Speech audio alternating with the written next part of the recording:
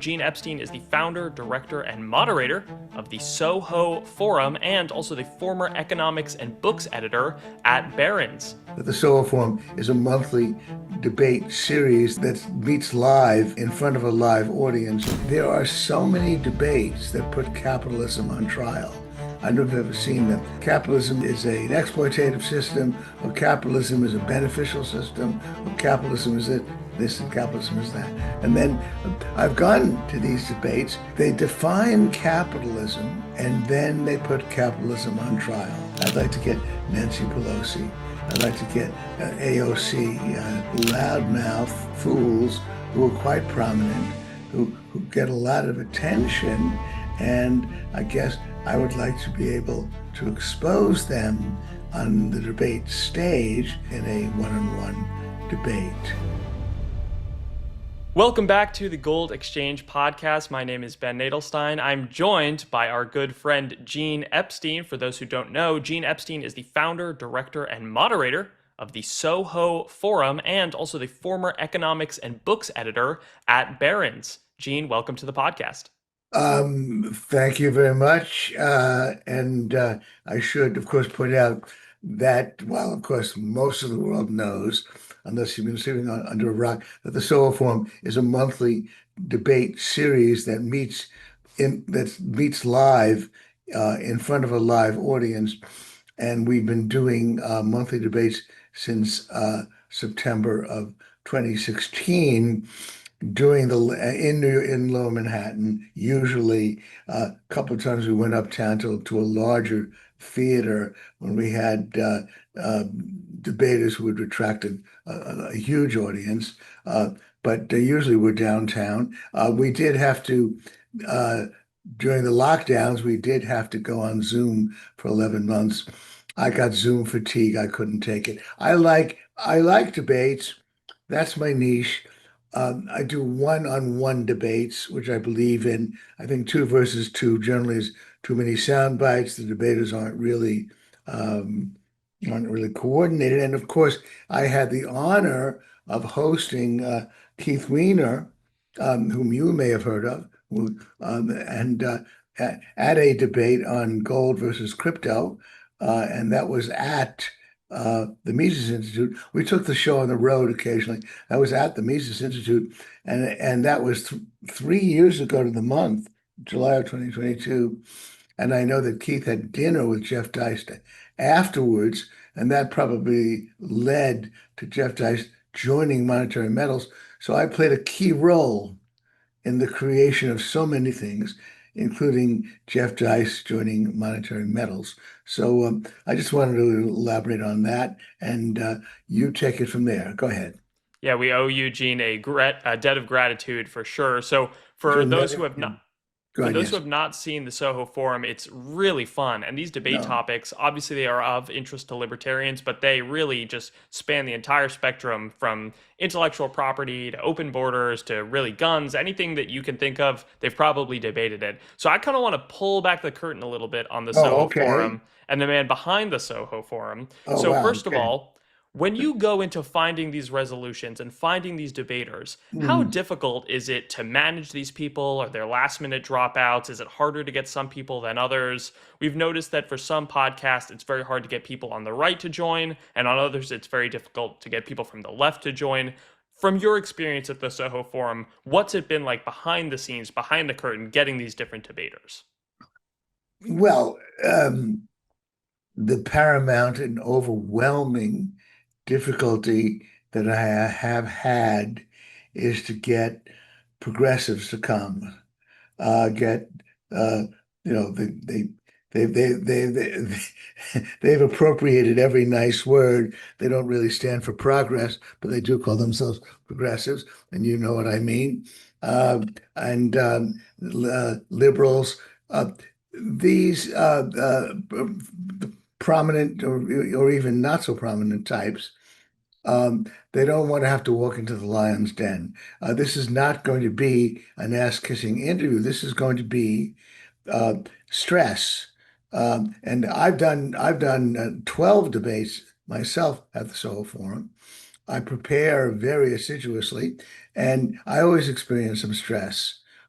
You're you're not in front of an audience that's pulling for you. Half the audience might have their knives out for you, and you've got somebody else on the stage who's contradicting you.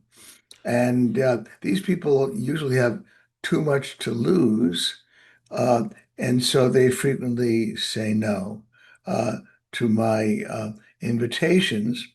So that's my primary headache, getting progressives to come and debate a libertarian. And of course, many of my debates have been like that. And what that has forced me to do, in one case, and this is what I do, which you might find rather startling, is that our base rate is now $2,500 to appear. And for some professors, that's a lot. Normal professors, but you are traveling frequently. I brought in somebody in from London. I want to get the best I can, and so I will pay travel expenses. I don't want to feel that kind of financial constraint. Uh, but I offered in a couple of cases. I said to a left winger, $2,500 to appear, plus expenses, of course. Hotel, we put you up for a couple of nights before the debate so that you don't have jet lag. And then I get a no. I'm not interested in debating. But then the next thing I do, which you might regard as pretty stupid for a Jewish guy, is that I then say, would you do it for 12,500? And why is that stupid? Well, you might say, I started at 2,500 and now offering 12,500. Uh, and uh, Not infrequently, the left wingers who say they don't do debates suddenly say yes when I zap them with that amount of money. And I find that it that startling them with that kind of generosity probably helps, staggers them. Who ever heard of my getting paid that much money? But in addition to that, I don't want them to think that I'm auctioning them off like they're meat. I don't want to have to say, okay, how about 3,500? No, all right, 4,500. All right, 5,500. And then they might start feeling that I'm manipulating them and that I'm auctioning them and that I'm engaging in low-level capitalist auctioneering tactics. And so I just jump to that high figure, 10,000 or 12,500, and I usually get them to come. So what that generally means is that the libertarians that I invite, the free market people, get paid a lot less than the progressives do. But what can I do? So that's the dirty Supply and little demand, Gene. what It's supply and demand, I guess, huh? yeah, well, that's my excuse. But of course, I guess you could say, what the hell are you doing? Enriching the progressives, sending so much damn good money, God, not good money, of course, it's shitcoin, it's dollars, to these people. So that's what I frequently do. I do get there's another debater who's very uh, debater shy. I'm paying him 15,000. He's pretty well known and pretty much of a good draw. And he somehow or other was allergic to debating. I know a lot of people are.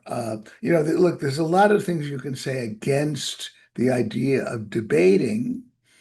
And I agree with every one of them. I mean, in other words, but the other thing I do with my format is because it's one versus one, I have each debater getting a chance to speak for at least 15 minutes, which is actually a short speech.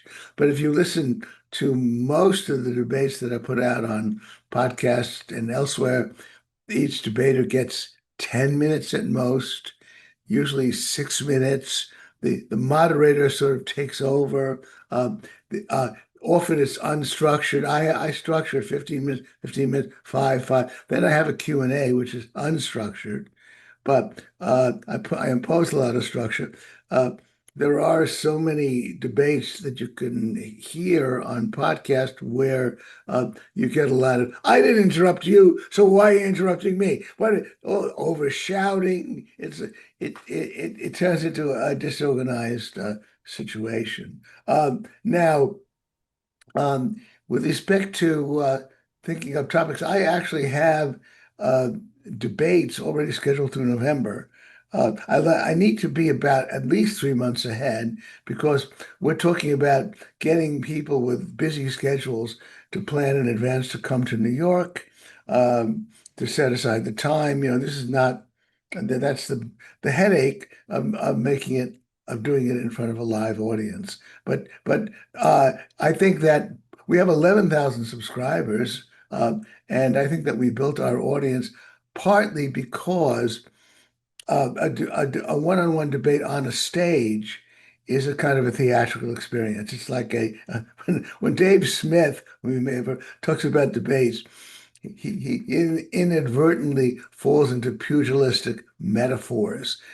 He landed a blow that time, but then the other guy landed another blow. It's like prize fighters. And in a way, of course, you might say that it is, uh, but of course, I don't allow character assassination. The only time there was ever character assassination that when I didn't intervene was when Scott Horton debated William Crystal.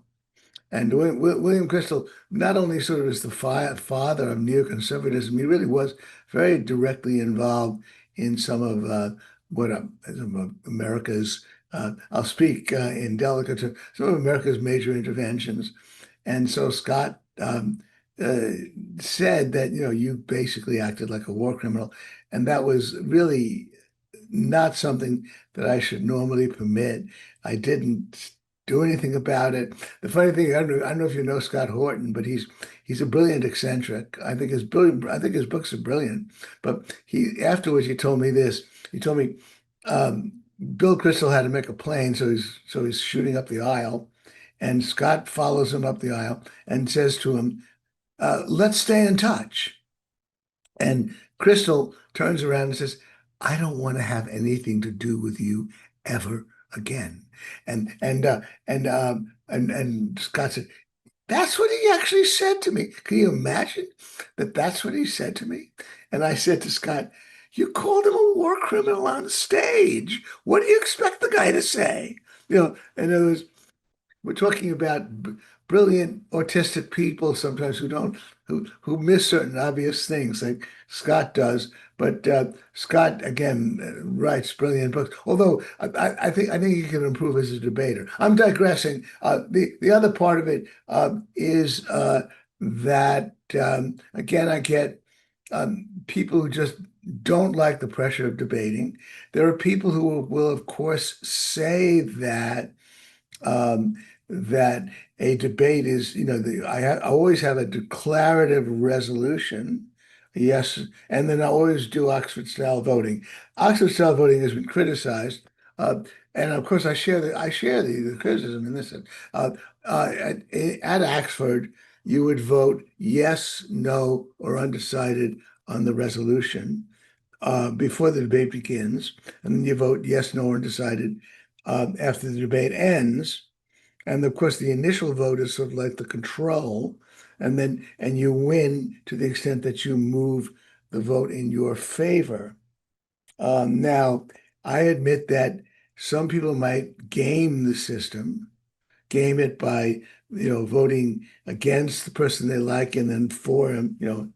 Uh, but the gaming tends to balance out. I admit that it's really just a sample. I personally believe that unless you win by at least a 5 percentage point, we do it in percentages. We have a program that is strict in rejecting you. If you voted the first time, but you didn't vote the second time, your vote doesn't count. If you voted the second time, but not the first time, your vote doesn't count. So we have uniform denominators of whoever voted both times, and then whoever moves the needle in percentage terms wins. Um, I'll tell you, I guess another thing that's of interest is that um, there are those who've told me that research has shown that those who start in the basement, like if you start with 12% of the vote versus somebody who starts with 52% of the vote, you have an inherent advantage because you have more potential upside. Uh, I have looked at last time I looked was when we had about 80 to 90 debates, and I found no such pattern if with our debates. I found that people who began with 40 to 50 to 60% of the vote had just as much chance of picking up more votes as those who start in the basement. So I didn't find that kind of bias. Um, but I will say only that the Oxford style voting it gives a little drama to the evening, a little bit of climax to the battle, and I award the Soho Forum Tootsie Roll to the winner just to show that it's all a little bit of a joke because the again it's a sample of a sample. About half the audience even bothers to vote, and of course some of them are gaming a little bit. And so there's a sampling error in the voting, and I don't think it's ever decisive. The vote. It's really what did you learn from the exchange? Even if your mind wasn't changed, did you at least walk away with a deeper appreciation for the viewpoint that you disagree with? The other thing is this about debating. There are those who have the impression that since we get a lot of undecideds, a huge number of undecideds initially, yes, no, undecided. There are those who think that there must be a lot of open-minded people in this world, but really, I think that what actually happens is that even if you have, even if you lean strongly in one direction or another, even strongly in one direction or another, you might just in any case, vote undecided because you're going to say, "Hey, look, uh, let them convince me. I'm not gonna take a position yet. My point is that if you were asked by a pollster what you think, then you'll probably give an opinion. But a lot of people who might lean in one direction or another will vote undecided, partly because there's an ambiguity in the voting as well. Um, are you voting for the person who convinced you, or are you voting for the person who did the best job of defending his or her point of view? And the two aren't always the same. And I don't even bother to explain that, only because the Oxford style voting is just a way, a game to give the evening a little bit of a climax, a little bit of and usually I agree with the way the vote swung. About 1/3 of our wins have been with a 5% range. In other words, you might have picked up 15 points and your opponent might have picked up 11 points. So you beat that opponent by 4 points. I regard that as within the range of statistical error. 2/3 of them, the wins are, 10 percentage points or greater, and they tend to be a little bit more decisive. Well, I've chewed you here endlessly about this. I don't know if I've probably given you more answer than you bargained for. Again, it's the progressives who get paid the most, the most difficult people for me to get to come. There are people who fear debates, and I heartily agree with anyone that debating is my niche. I think I do it better than others because I have a resolution, I have it one-on-one, I have it structured. Uh, each debater gets plenty of opportunity to go into the nuances of his or her position. Uh, but uh, but but I still love interviews and symposiums and reading articles. It's not the only way to go. It's just one way to present a different sides of a point of view. And also I know of debating societies where they don't even have the debaters vet the resolution. I sometimes have gone through days of back and forth negotiation because they're negotiating the wording of the resolution. Each side has got to sign off on the wording of the resolution. And one of the tactics I occasionally use is when I reach an impasse, and I find that after four iterations, they still can't agree on the wording, then I usually switch it and say, let's shift gears. Instead of you taking the affirmative, you take the negative and the other side will take the affirmative, and let's see if we can find some word. Usually that helps uh, to do it. And the other thing that has bothered me in particular, uh, that has to do with debating capitalism versus socialism. There are so many debates that put capitalism on trial. I don't know if you've ever seen them. The capitalism is an exploitative system, or capitalism is a beneficial system, or capitalism is it this and capitalism is that. And then I've gone to these debates. Uh, they define capitalism, and then they put capitalism on trial. Now, I imagine you might understand the problem with that. I have done three debates on capitalism, but in all cases, it's capitalism versus socialism. In other words, if you're going to compare certainly the very, very flawed capitalist system we have today, I would still say I call it crony capitalism to a great extent, shorthand for crapitalism. There's so many distortions in our current capitalist system. However, even ideally, human nature being what it is, capitalism is not going to bring heaven on earth. It will have many flaws, injustices. There will always be shysters, scam artists. There'll always be problems. And so, if you put capitalism on trial against some kind of ideal standard, uh, then you're getting nowhere. And yet it's done over and over again.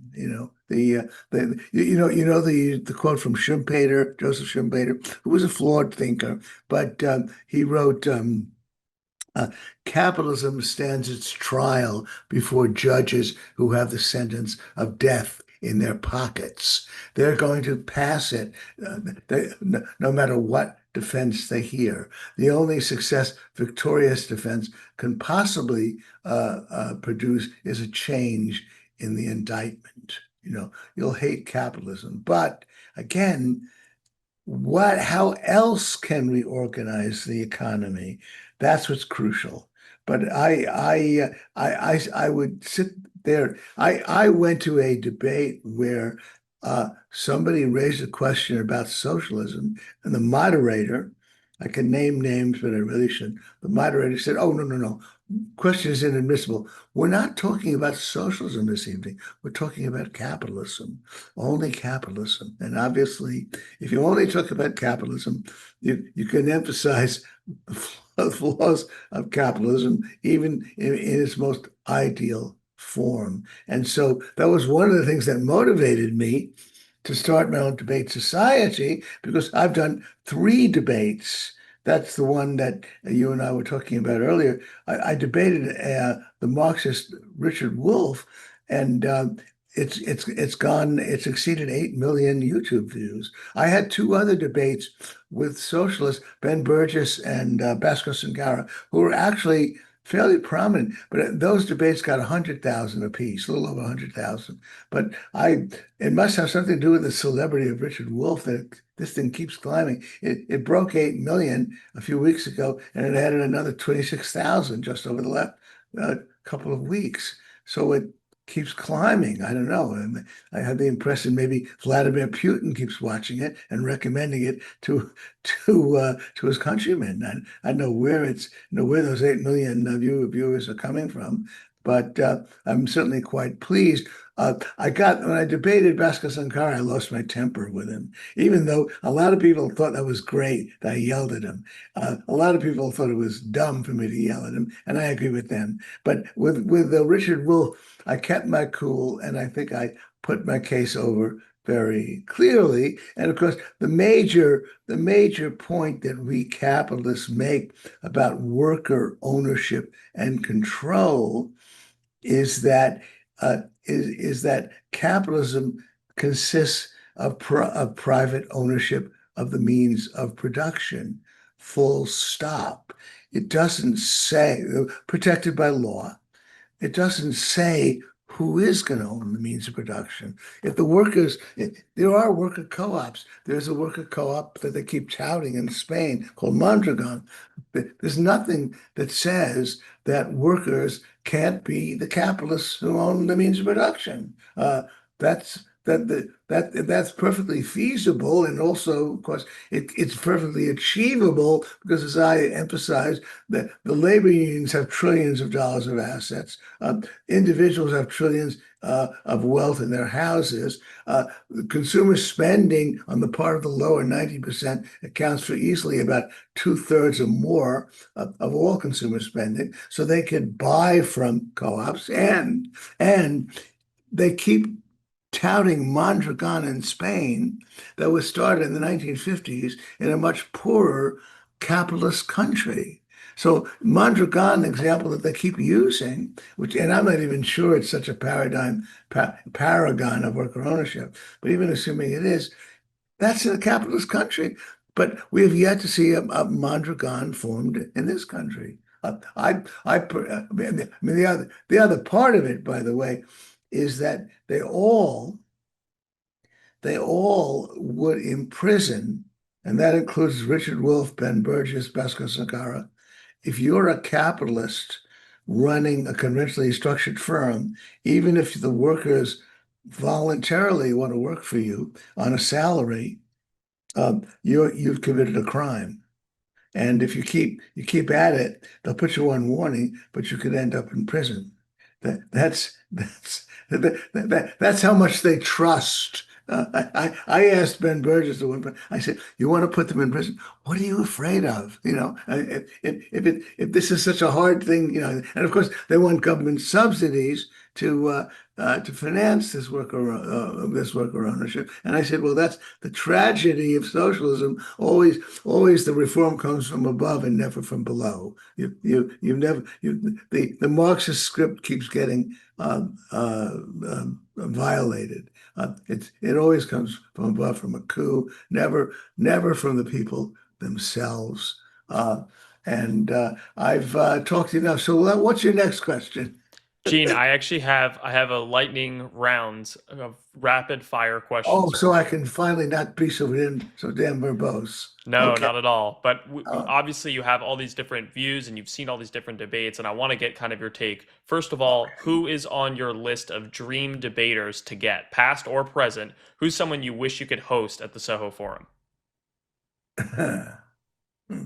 Um, well, let's see. I've had a number of people. Well, I'd like to get Donald Trump, um, and Um, let's see who else. Uh, I I'd like to get Bill Crystal back, but he came in any case, really surprised me. He charged me only $2,500, which was funny. That's the other thing. The neocons walk in. They too think they're walking into the lion's den. Um, let's see. Uh, I'd like to get Vladimir Putin and a lot of those prominent guys. I'd like to get um, who else? I'm getting a little tired of the socialists. I did 3 socialist debates, so I would like to get the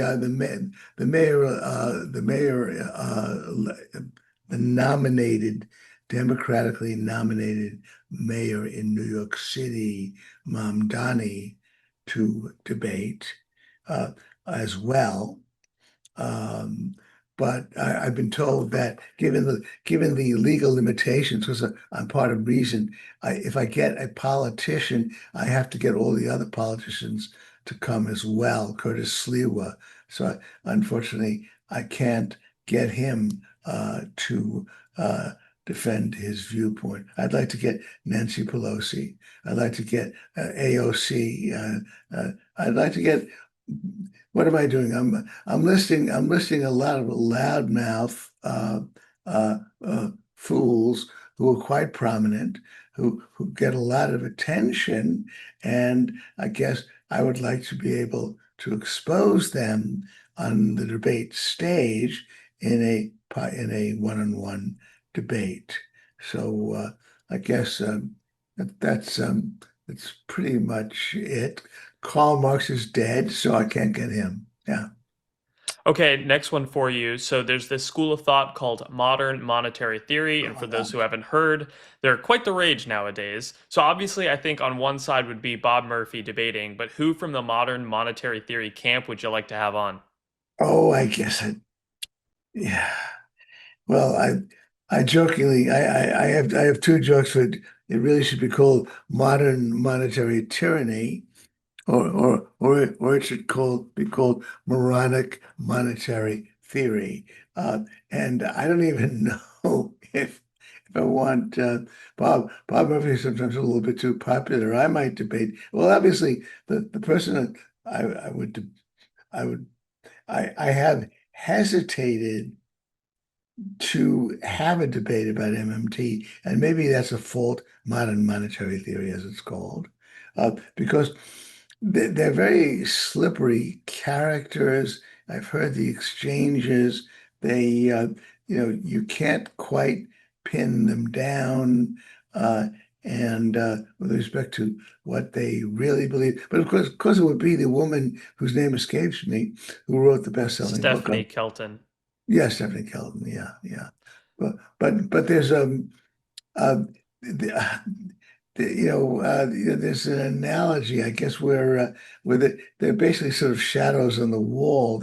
They'll concede one point and then they'll basically jump to another point, and so it's a little bit like punching a pillow, debating these people. And but basically, it's as you could just summarize it simply in a tweet, as I have. It's just that they want the government spending to be run by the printing press. They don't want we don't need taxes. The government, they're right. The government can simply print all the money it needs, and then I guess they'll balk when it comes to it creating inflation. But but clearly that's why it's modern monetary tyranny. I can't. I suppose in a way we're on different wavelengths. The certainly we don't have anywhere near and it's almost inconceivable that we really could have a government that's answerable to the people. But I certainly think that to the extent that the government spends, it should come out of taxes, and that people will at least feel the pinch, at least know that the government is spending their money. If the government wants to wage a war, it'll just have to raise the money through higher taxes, or through legitimate borrowing against future taxes. That's at least a lot better than basically the modern monetary theory we have right now. It would have been inconceivable for the lockdown to occur had with tens of millions being put out of work, had the Federal Reserve not bought up the trillions of debt. All of that is very directly, empirically demonstrated through official numbers. The Federal Reserve increased its holdings of U.S. Treasury debt by $2 to $3 trillion, buying up all of that debt. And then, so predictably, of course, we had price inflation. Uh, but so I better shut up now because the lightning is turning into too much sound. So let's get to the next one. I have to cooperate with you with the lightning. Go ahead. Okay, next one for Eugene. This is an interesting one. So, for those who know about the socialist calculation debate, it was an Um, argument between the camps of Mises and Hayek and the um, Austrians, and then Abba Lerner, Oscar Lange on the other side, saying yeah, basically on one side, hey, we can have a centrally planned economy where we can, move prices and change things all from kind of one yeah, central location. And then the other argument saying, no, actually, prices are best done in a private property yeah. system where prices grow from the bottom. So, question for Gene Epstein: who do you think would be a better debate partner, Mises or Hayek, for the socialist calculation debate? Um, yeah, I guess they both had their different takes. I wanted to say, I'd say probably I do better than either of them, only because I know where the debate is at the moment. The socialists um, the socialists will say, uh, as you know, I've encountered many of them, that they too believe in markets, you know, and what they really mean by that is that they believe in consumer markets. And they do believe, they just don't believe in capital markets. They think that as long as you have a consumer market, a worker-owned company could go out of business. If it runs down inventory, then it will have to raise its price. So they say that, and of course that was Langer.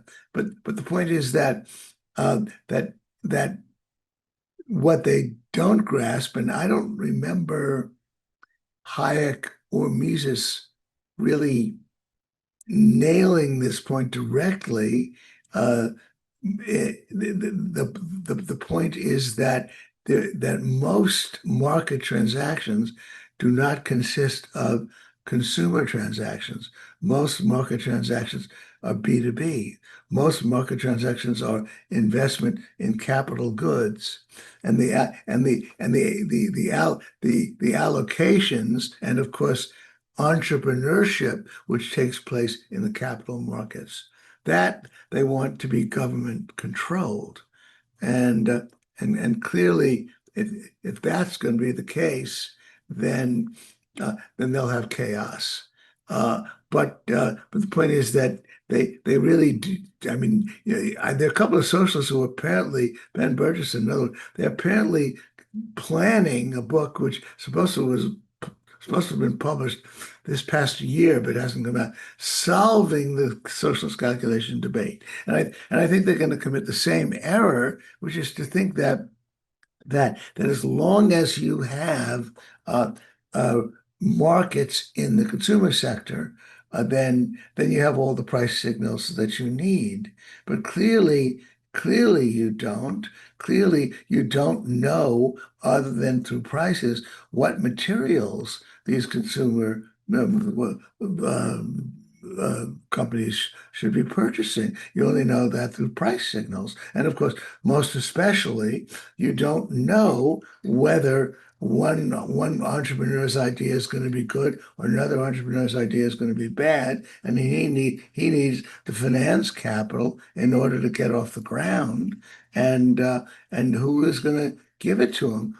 Who's going to judge? The government will. They want they want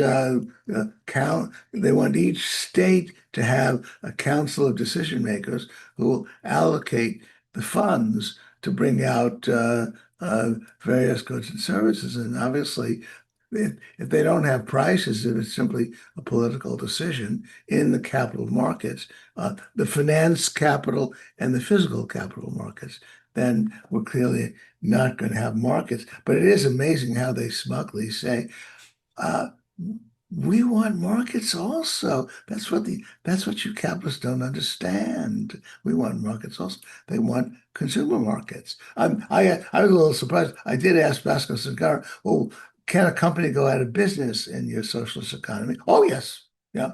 Company can go, a consumer company can go out of business. But of course, a company that gets backing from the political process to to manufacture certain capital goods, or of course, obviously, those who put up the money to finance entrepreneurial activities, they they they're just completely arbitrary, and there'll be plenty of excuse to turn down new ideas because most new ideas won't work out at all. I use the example. I said, imagine Steve Jobs going before a committee to raise money for some of his crazy ideas. First of all, there'd be a lot of people who would say, "What do you want to do?" People aren't going to buy watches anymore. They aren't going to buy compasses.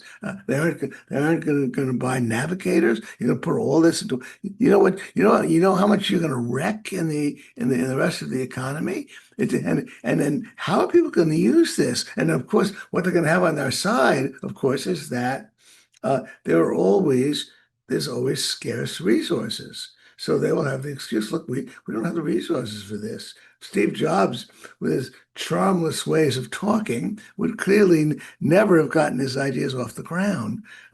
So anyway, I ducked your question. Mises and Hayek would have been equally good. I could see. Though there's been a lot of criticism of Hayek emphasizing knowledge. I know that Hans Hermann Hoppe has criticized him. I think Hayek pretty much got it right in that regard. Hayek, of course, as you know, Hayek was in a way a social democrat. He wanted a great many activities to be financed by government. I defend Hayek by arguing that I don't know if I think Hayek might have changed his mind by now. In other words, after he died in like 1990, after 35 years of seeing what government does with all of those activities of schooling and healthcare, Hayek would have said, "No, I was wrong about that."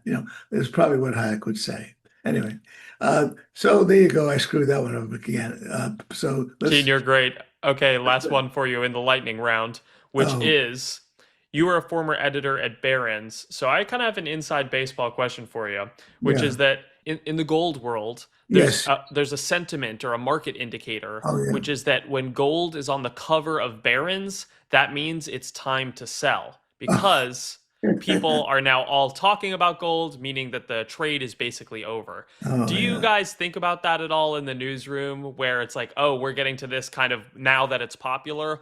Or how does the news kind of shape or create the demand or the idea for different asset classes and different trades? Well, what's funny is that Barron's, 2 points to that. Number one, I actually took a back seat to pretty much to discussing or writing in my column about the markets as such.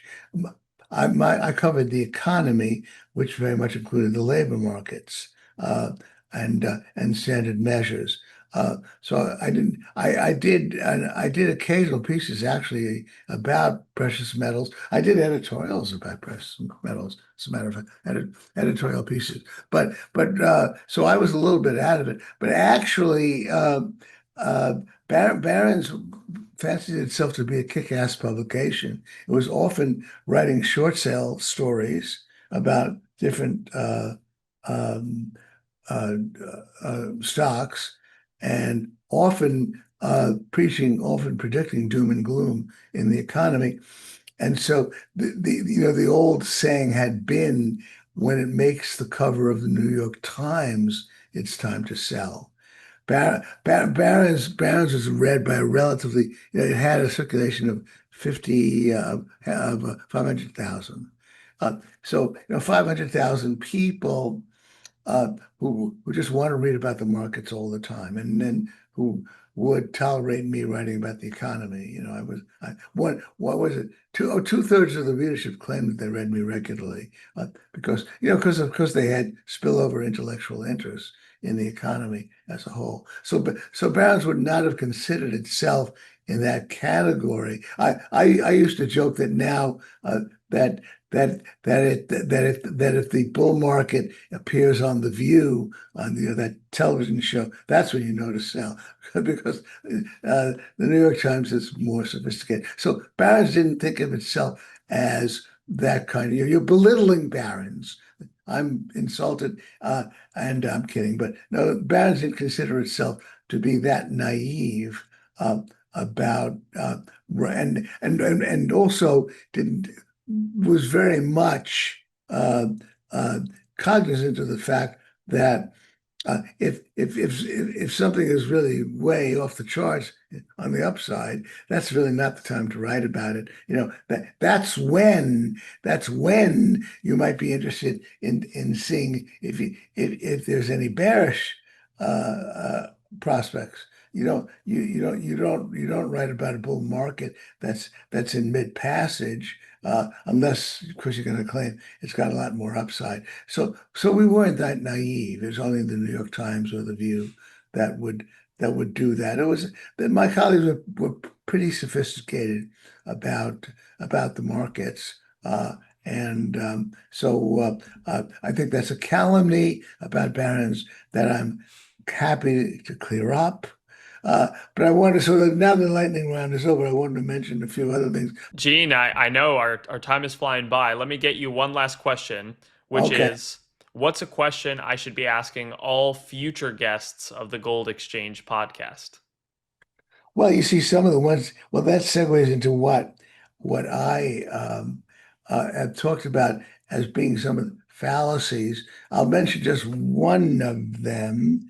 Well, a couple. I'll go with them quickly. Then one.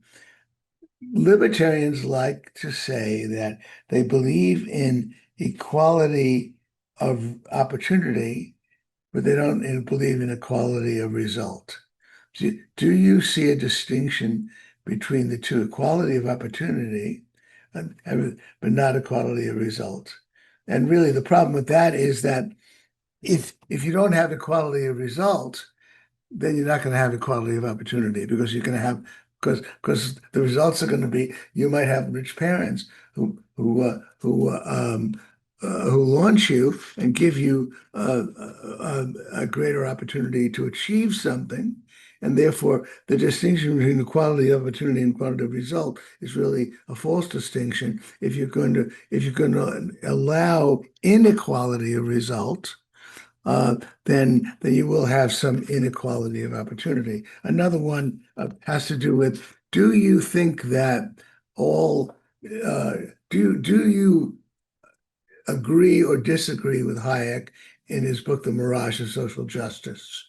Do you think that in our society, those who do well, who make billions, are always doing good in the world? They're getting their just price, they're getting their just wage?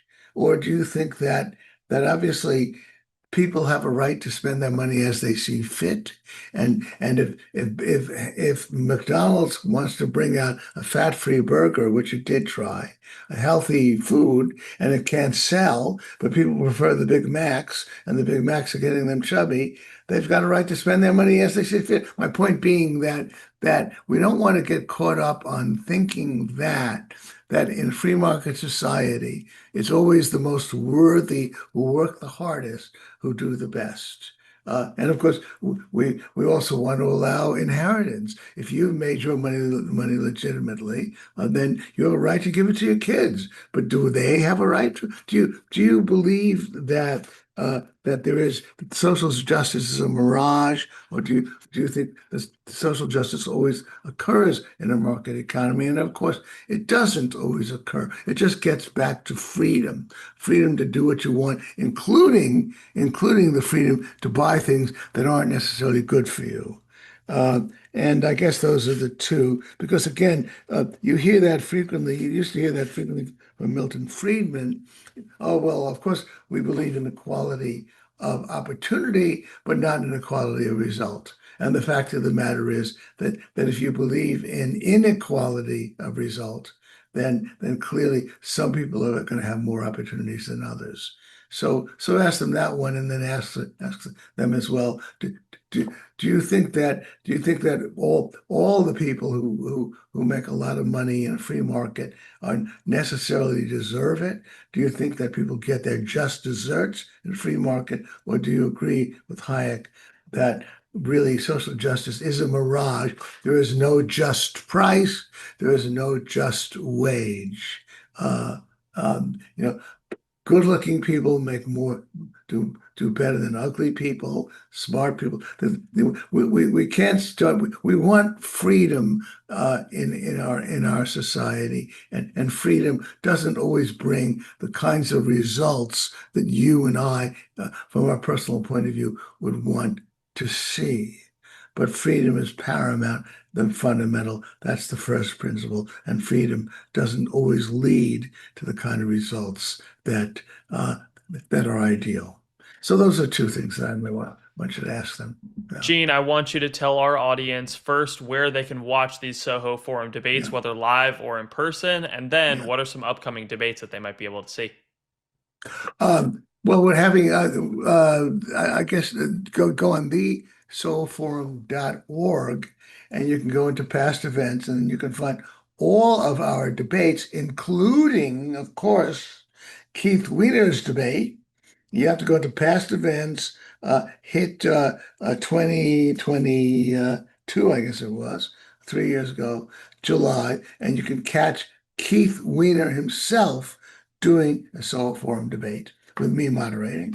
Uh, and so again, it's the sohoforum.org for all of our debates on video and podcast. Uh, you can add to the 8 million plus debates that 8 million plus YouTubes, and that doesn't even include the podcast that I've done. That was in it was in November of 2019. It's taken 5 years to get above 8 million, but it keeps climbing. And so that was a classic because again, Richard Wolff is the most prominent Marxist economist. So you don't want to miss that one. That's November of 2019. You'll find that. Browse through them all. I'm sure you'll see a few that are of interest. What's coming up in a couple of weeks?